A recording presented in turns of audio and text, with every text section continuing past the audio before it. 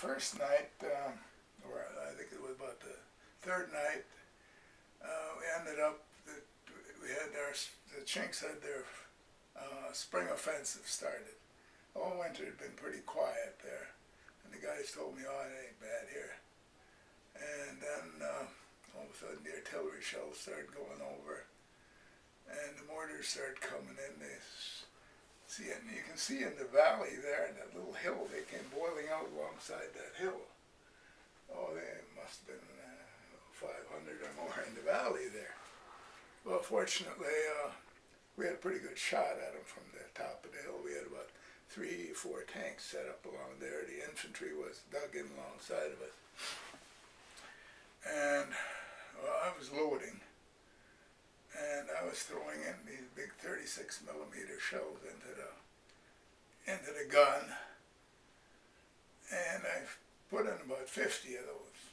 And every time the thing came back, the receiver, they fire, they boom back, and then they get a whiff of cordite that come out with the, oh, and I was getting sick as a dog. I'd opened the hatch on the loader side. They have the hatch. Tank commander's got the head sticking out. He's got to direct the fire. And he tells the gunner what to do, and they tell me what to load and what kind of shell to load.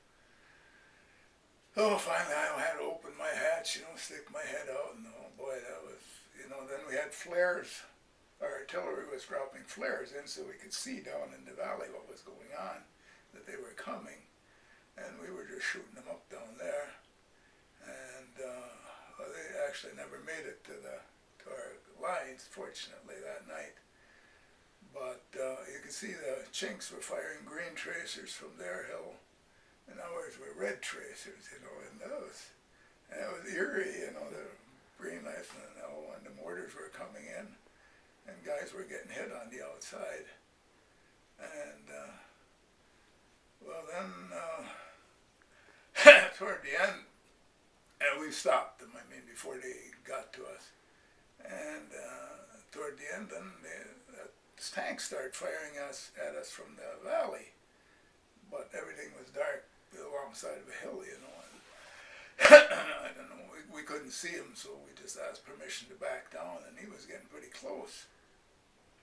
And the shells were coming through the aerials, and then one hit right in front. We had a little defilade in front with just our guns sticking out. And then it got a little hairy, but then we backed off the hill. And by then we had slowed them down or killed enough of them. They decided to go back. And but then the rest of the night they dropped mortar in on us, and mortar in on us. Well, you know what a mortar is? Probably not.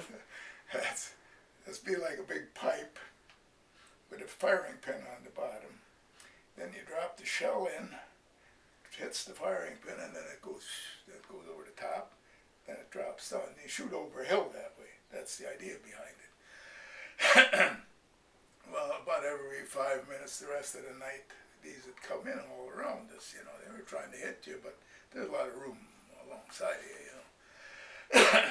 And I got thinking, boy, I'm supposed to last a year over here.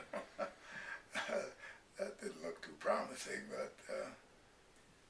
but I was kind of young and gung-ho and damn dumb, that helped a lot.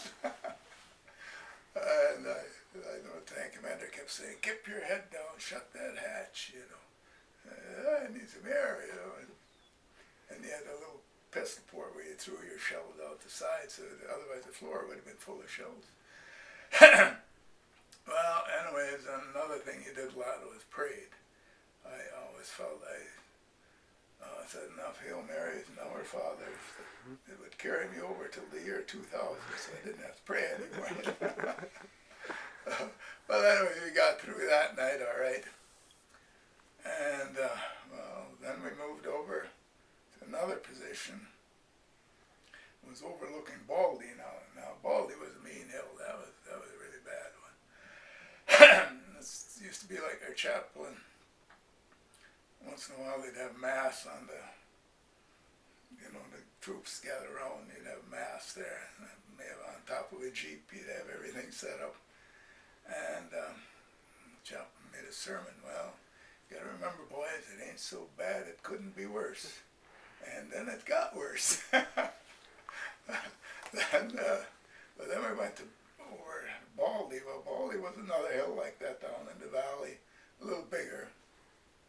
Chinks were on one side, and we were on the other side. That was a little bit too close. Well, at first we run patrols down there, and we'd get behind their hill to see if they were massing for an attack, you know. Oh, what the hell are we doing? Then you had like 2 tanks that run behind the hill, and you had a squad of infantry with you. Those poor guys, oh, I have amazing amount of respect for infantry people. At least we were protected, you know, in a tank.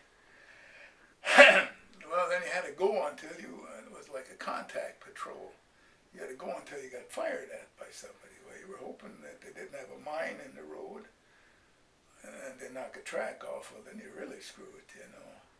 And, or that somebody had a bazooka, and then they'd burn a hole in the side, and then you get that hot metal flying around inside.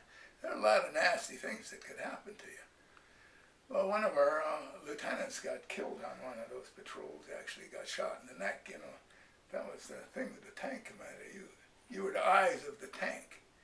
You had to direct everything. The other guys could button up, you know, and look through their periscopes. But you had to see where you were going and what was going on and what to do. I was just happy at that time I wasn't the tank commander. Well, anyways, we got through them. We lost 1 lieutenant, and we lost 2 more guys getting to the damn hill. And then they used to haul, and see, we switched. We had like 4, I believe we had 4 tanks set up on top of the hill so we could rake the top when they came over. And well, they came over. Well, they came over a couple of times, and they killed everybody in the front trenches, you know. And we had one guy got a silver star on the hill, and we even had a machine gun them off each other's tanks because they were coming over thick. But we kept the hill, and like I say, Baldy was a mean place, and we lost. We didn't lose too many men. We just lost we actually lost 3 guys on Baldy. But the infantry lost a lot more. See, the infantry was really, and those poor guys. Okay, shut off the thing.